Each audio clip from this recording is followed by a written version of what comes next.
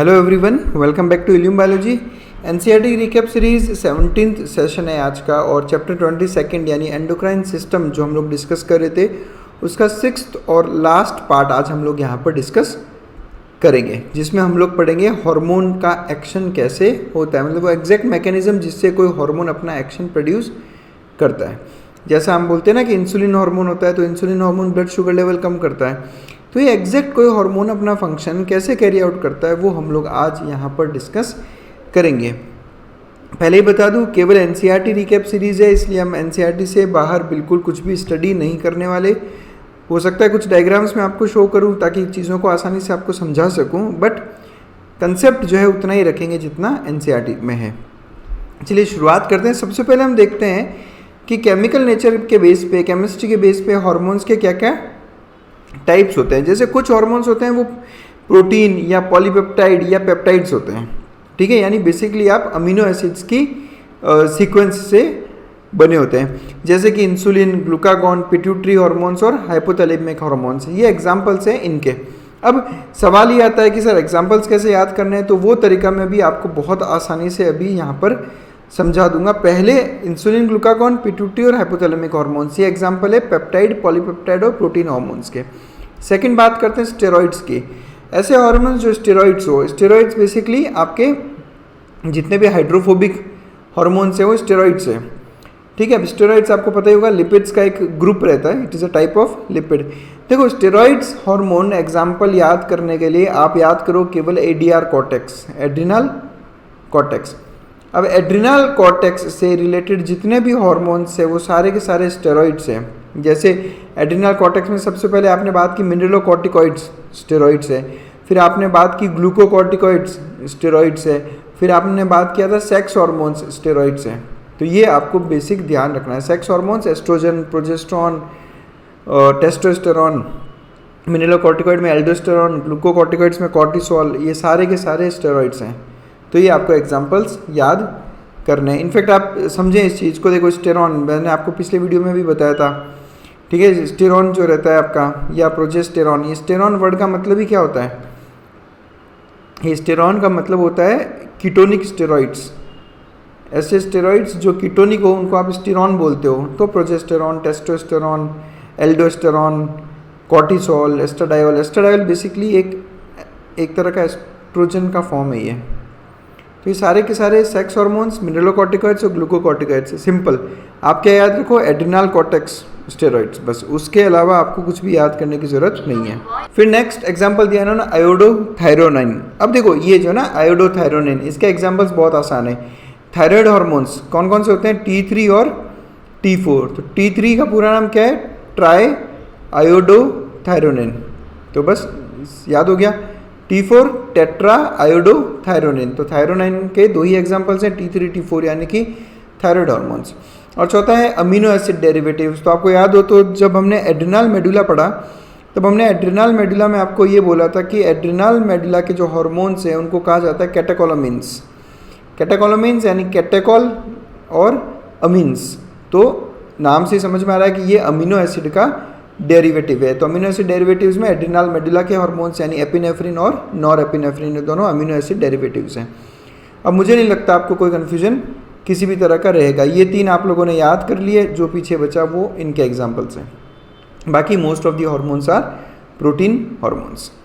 चलिए फिर नेक्स्ट बात करते हैं हार्मोन के रिसेप्टर्स की, कि बेसिकली रिसेप्टर्स क्या होते हैं। तो बेसिकली हार्मोन रिसेप्टर्स कुछ वो प्रोटीन्स हैं जो सेल्स में प्रेजेंट होते हैं जहाँ पर आके हार्मोन बाइंड होता है, और इसी बाइंडिंग की वजह से हार्मोन का जो एक्शन है वो शुरू होता है। मतलब जब तक हार्मोन अपने रिसेप्टर से बाइंड नहीं होगा एक्शन शुरू नहीं होता। नर्वस सिस्टम आपको याद होगा, नर्वस सिस्टम में आपने साइनेप्स पढ़ा था। साइनेप्स में आपने कहा था कि एसिटाइल कोलिन रिलीज होता है प्री सिनेप्टिक न्यूरॉन से, और ये एसिटाइल कोलिन जाकर अपने रिसेप्टर्स से बाइंड होता है पोस्ट सिनेप्टिक न्यूरॉन पे, और इन रिसेप्टर्स पे बाइंडिंग की वजह से फर्दर एक्शन होता है। तो similarly same mechanism of action hormones में भी रहता है। जैसे हम बात करते हैं अब हार्मोन्स सेल टू सेल कैसे पहुंचते हैं, वाया ब्लड। तो जैसे अब ये सर्कुलेटिंग ब्लड में समझो ये एक हार्मोन है, हार्मोन नंबर 1। अब ये फर्स्ट हार्मोन का टारगेट सेल है ये वाला, मतलब इसको इस सेल पे एक्ट करना है। तो इस सेल पर इसका रिसेप्टर प्रेजेंट है, ये रहा। ये हार्मोन जाकर अपने रिसेप्टर से बाइंड हो जाएगा। अब रिसेप्टर्स और हार्मोन्स दोनों एक दूसरे के लिए स्पेसिफिक होते हैं। जैसे एंजाइम और सबस्ट्रेट स्पेसिफिक होते हैं, वैसे हार्मोन और उसका रिसेप्टर भी स्पेसिफिक होते हैं। कोई और हार्मोन किसी और के रिसेप्टर पे जाकर बाइंड नहीं हो सकता। जैसे इसी ब्लड में ये सेकंड हार्मोन शो कर रखा है। अभी सेकंड हार्मोन का कॉन्फ़िगरेशन इस फर्स्ट वाले हार्मोन के रिसेप्टर से मैच नहीं करता और ये दोनों एक दूसरे के साथ में बाइंड नहीं हो सकते, इसलिए रिसेप्टर्स आर वेरी स्पेसिफिक। अब मैकेनिज्म कैसे शुरू होगा? तो हार्मोन अपने हार्मोन रिसेप्टर्स के साथ बाइंड होता है जो कि प्रोटीनेशियस होते हैं और एक कॉम्प्लेक्स बनता है जिसको हम कहते हैं हार्मोन रिसेप्टर कॉम्प्लेक्स। ये रहा देखो यहाँ पर, ये बन गया हार्मोन रिसेप्टर कॉम्प्लेक्स। जैसे एंजाइम से बनता है एंजाइम सबस्ट्रेट कॉम्प्लेक्स, वैसे यहाँ पर हार्मोन रिसेप्टर कॉम्प्लेक्स फॉर्मेशन होता है। फिर जैसे ही हार्मोन रिसेप्टर कॉम्प्लेक्स होगा, इस टारगेट सेल में कुछ बायोकेमिकल चेंजेस प्रोड्यूस होते हैं। उन बायोकेमिकल चेंजेस की वजह से हार्मोन का रिस्पॉन्स प्रोड्यूस होता है। जैसे एक छोटा सा एग्जांपल लेता हूँ मैं, एक छोटा सा एग्जांपल केवल समझाने के लिए कि समझो ये हार्मोन था इंसुलिन। अब इंसुलिन आकर यहाँ समझो इंसुलिन के रिसेप्टर्स हैं और इस रिसेप्टर पे आके इंसुलिन बाइंड हुआ। तो जैसे ही इंसुलिन यहाँ पर बाइंड होता है, जो टारगेट सेल के मेम्ब्रेन पे कुछ ग्लूकोज ट्रांसपोर्टर चैनल्स होते हैं, ये ओपन अप हो जाते हैं और जैसे ये ओपन अप होते हैं, ये यहाँ से ग्लूकोज अंदर एंटर कर जाता है और इस तरह से ब्लड शुगर लेवल कम हो जाता है। ये मोटे तौर पे मैंने आपको समझाने की कोशिश की कि किस तरह से रिस्पॉन्स प्रोड्यूस होता है। अब रिसेप्टर्स दो टाइप के होते हैं। पहले रिसेप्टर्स वो है जो सेल की मेम्ब्रेन के साथ बाउंड हो रखे हैं, मानी उसके साथ जुड़े हुए हैं, जैसा कि आपको इस पिक्चर में दिख रहा है। ये जो ऊपर पिक्चर बना रखी है मैंने, इसमें आप देखो ये सेल की मेम्ब्रेन और ये रिसेप्टर इसी मेम्ब्रेन पे प्रेजेंट है। तो these are membrane bound receptors. इसे एक और पिक्चर दिखा देता हूँ मैं आपको। ये देखो, एक ग्रीन कलर का एक रिसेप्टर दिखा रखा है, ये सेल मेम्ब्रेन पे बाउंड है और यहाँ पर आकर इजीली जो है एक हार्मोन इसके साथ बाइंड हो गया। अब दूसरे टाइप है इंट्रासेल्युलर। इंट्रासेल्युलर का मतलब क्या हो गया? इंट्रा का मतलब होता है अंदर की तरफ, यानी सेल के अंदर। ये उन हार्मोन्स के रिसेप्टर्स हैं जो इजीली सेल मेम्ब्रेन को क्रॉस करके अंदर आ सकते हैं। अब आप सबको पता होगा कि सेल मेम्ब्रेन किसकी बनी होती है? लिपिड्स की। तो कौन से हार्मोन्स इजीली सेल मेम्ब्रेन को क्रॉस करके आ सकते हैं? जो लिपिड्स हो बेसिकली, यानी कि स्टेरॉइड्स। इसलिए आप देखना स्टेरॉइड्स के जो रिसेप्टर्स हैं वो सेल के अंदर प्रेजेंट होते हैं और प्रोटीन हार्मोन्स जितने भी हैं उनके रिसेप्टर्स मेम्ब्रेन पे प्रेजेंट होते हैं। तो इंटरसेल्युलर रिसेप्टर्स सेल के अंदर होंगे और जैसे कि एक एग्जांपल ले लेते हैं इंटरसेल्युलर रिसेप्टर्स के। एक कुछ रिसेप्टर्स होते हैं जिनको हम कहते हैं न्यूक्लियर रिसेप्टर्स। न्यूक्लियर रिसेप्टर्स जैसे नाम से पता चल रहा है न्यूक्लियस के अंदर होंगे।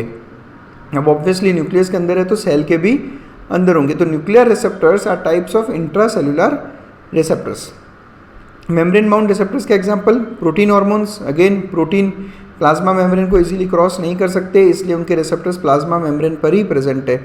जबकि मैं बात करूँ स्टेरॉइड्स की या थायराइड की, तो वो प्लाज्मा मेम्ब्रेन को क्रॉस कर सकते हैं, जिसकी वजह से इनके रिसेप्टर्स न्यूक्लियस के अंदर प्रेजेंट होते हैं। अब कौन से हार्मोन्स किस तरह से काम करते हैं वो हम लोग यहाँ पर एक हल्का सा स्टडी करेंगे, केवल और केवल उतना ही जितना एनसीईआरटी हमको पढ़ाना चाहती है, उससे बाहर नहीं जाएंगे। इनफैक्ट डायग्राम भी मैं एनसीईआरटी वाला ही लूँगा और बिलीव मी इस डायग्राम से, इस टॉपिक से बहुत सारे क्वेश्चंस एग्जाम में पूछे गए। सबसे पहले मैं बात करूँगा उन रिसेप्टर्स की जो सेल मेम्ब्रेन में प्रेजेंट है। ये यहाँ पर एक रिसेप्टर बना रखा है, ये रिसेप्टर सेल मेम्ब्रेन पे प्रेजेंट है, तो ये एग्जांपल है मेम्ब्रेन बाउंड रिसेप्टर का। और यहाँ पर इसका हार्मोन शो कर दिया हमने, फॉलिकुलर स्टिमुलेटिंग हार्मोन। अब फॉलिकल स्टिमुलेटिंग हार्मोन, आपको अगर इसका फंक्शन याद हो तो आपको पता होगा कि ये जो फॉलिकल सेल्स हैं उन फॉलिकल सेल्स पे को स्टिमुलेट करता है और फिर उन फॉलिकल्स की ग्रोथ करता है। तो जैसे समझो ये सेल मेम्ब्रेन है आपकी, फॉलिकल सेल्स की सेल मेम्ब्रेन है ये। अब FSH इन सेल्स के रिसेप्टर पर आकर बाउंड हुआ, जिससे बना hormone receptor complex.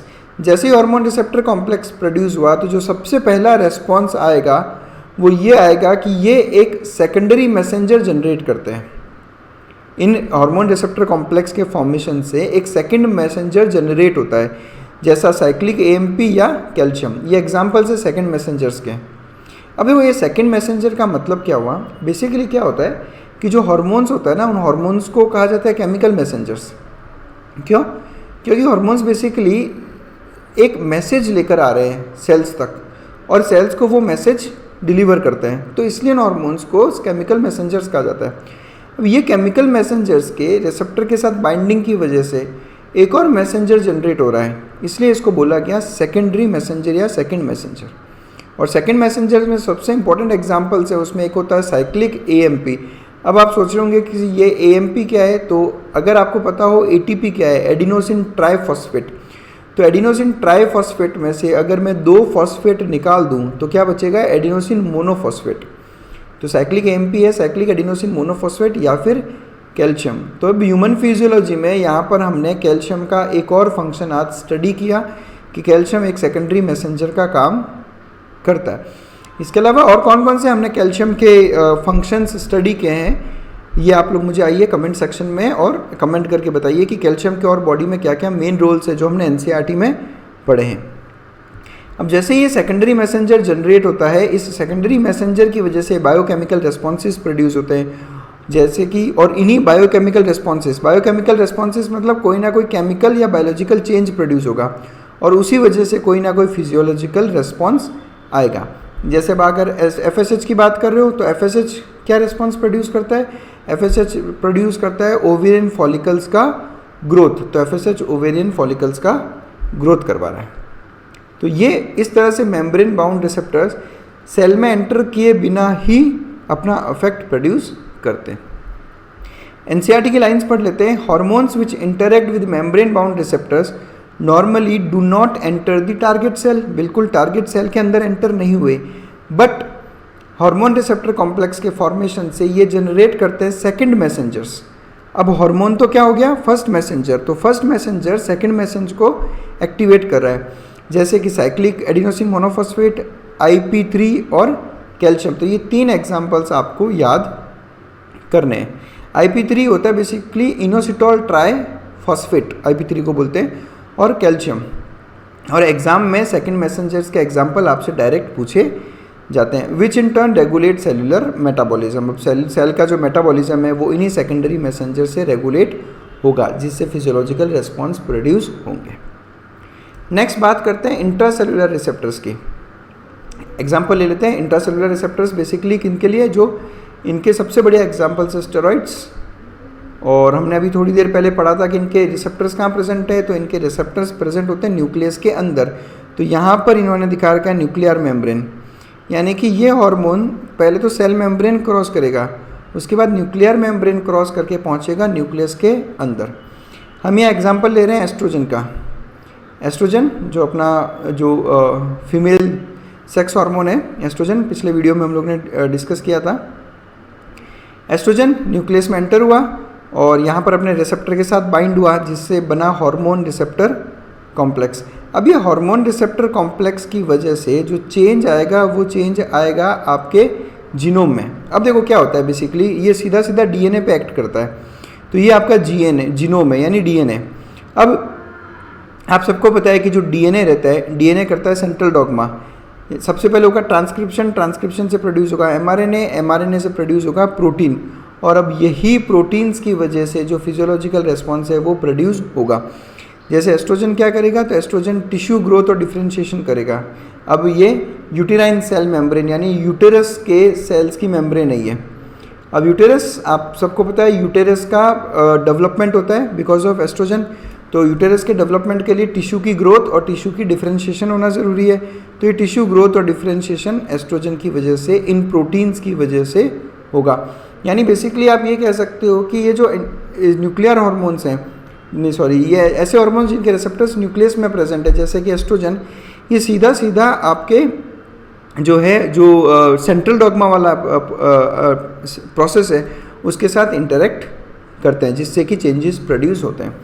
Now hormones which interact with intracellular receptors mostly regulate gene expression। Gene expression मतलब जीन्स का सेंट्रल डॉग्मा के थ्रू ट्रांसक्रिप्शन और ट्रांसलेशन करना, और chromosome function by interaction of hormone receptor complex with genome. अब ये hormone receptor complex जो यहाँ बना वो जीनोम के साथ इंटरेक्ट करता है, जिसकी वजह से चेंज प्रोड्यूस होगा। अब इसकी वजह से जो बायोकेमिकल एक्शन प्रोड्यूस होगा, उसी से फिजियोलॉजिकल और डेवलपमेंटल इफेक्ट्स हमें देखने को मिलेंगे। तो ये था मोटे मोटे तौर पर एनसीईआरटी लेवल पर mechanism of action of hormones. I hope आप लोगों को ये वीडियो पसंद आया होगा। इसके साथ हमने ये चैप्टर फिनिश कर लिया।